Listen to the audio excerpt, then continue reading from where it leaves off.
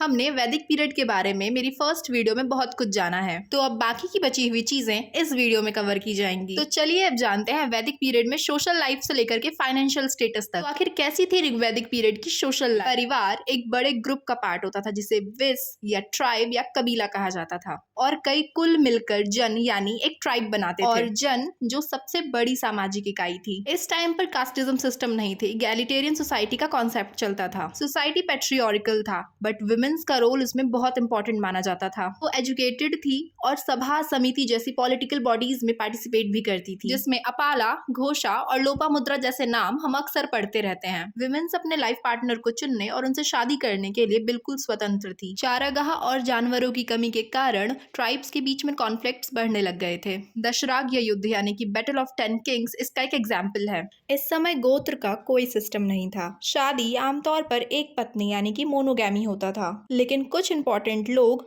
बहुविवाह यानी कि पॉलीगैमी करते थे। व्यवसाय जन्म पर आधारित नहीं था। कास्ट या कलर का उपयोग वैदिक और नॉन वैदिक लोगों में डिफरेंस के लिए होता था। प्रकृति के तत्वों को देवताओं का रूप दिया गया था, जिसमें इंद्र, अग्नि, वरुण, मित्र, घौ, पूषण, यम, सोम। प्रमुख देवियां थी उषा, सरस्वती और पृथ्वी, जिसमें सबसे ज्यादा बार इंद्र का जिक्र किया गया है। यज्ञ, जिसमें पूजा में भजन, मंत्र और प्रार्थना पढ़ी जाती थी। पुजारी बलि देते थे, जिससे गणित और एनिमल एनाटॉमी का भी ज्ञान बढ़ा। गाय उस वक्त सबसे मूल्यवान थी, धन का प्रमुख मापदंड थी, और अमीर व्यक्ति को गौमत कहा जाता था। गौपति जो गायों की रक्षा करता हो। गौधुली सनसेट के समय को कहते हैं। गव्युति डिस्टेंस को मापने के लिए कहते हैं, और दुहित्री बेटी को कहते थे जो गाय दूहती थी। कृषि के लिए केवल यव यानी कि जौ का उल्लेख है। स्थानांतरण कृषि यानी कि शिफ्टिंग कल्टीवेशन भी प्रचलन में था, और राजा को बलि के रूप में अपनी मर्जी से गिफ्ट्स दिए जाते थे। टैक्स कलेक्शन ऑफिसर जैसा कोई जिक्र नहीं मिलता। लोहे का कोई यूज नहीं था। लोगों को उस समय सिर्फ तांबे की नॉलेज थी।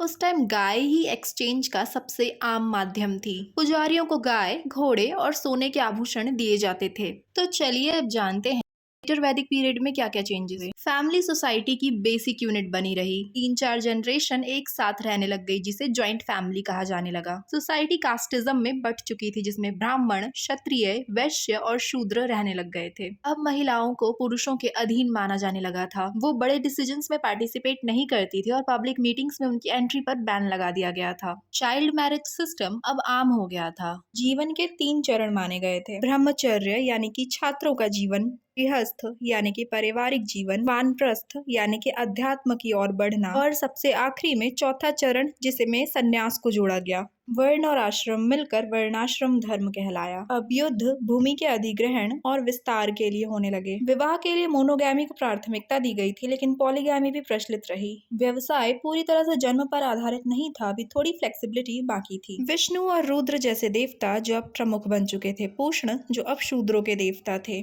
प्रमुख यज्ञ थे अश्वमेघ, वाजपेयी और राजसू। इनकी जटिलता से लोग थकने लग गए थे। इससे उपनिषद जैसे दार्शनिक सोच की शुरुआत हुई। लोग अब सेटल्ड एग्रीकल्चर करने लग गए थे, जिसमें चावल अब मुख्य भोजन बन चुका था। ग्रंथों में चावल को व्रीहि, तंदुल और शाली कहा गया है। डबल क्रॉपिंग यानी कि 2 फसलों को उगाने की प्रथा भी शुरू हुई। भैंसों को खेती के लिए पालतू बनाया गया, और इंद्र को हल का देवता कहा गया। बलि, भाग और शुल्क अब रेगुलर टैक्स में बदल गए थे, और टैक्स कलेक्शन अधिकारी को भागलुघा कहा गया। लोहे से बने सॉकेटेड कुल्हाड़ियां, लोहे के नोक वाले हल और कुदाल कृषि को और प्रभावशाली बनाने लगे। अब निष्क नाम के गोल्ड कॉइन्स का इस्तेमाल लेन देन के लिए होने लगा। तो ये था कंप्लीट एनालिसिस वैदिक पीरियड और लेटर वैदिक पीरियड का। Subscribe for more.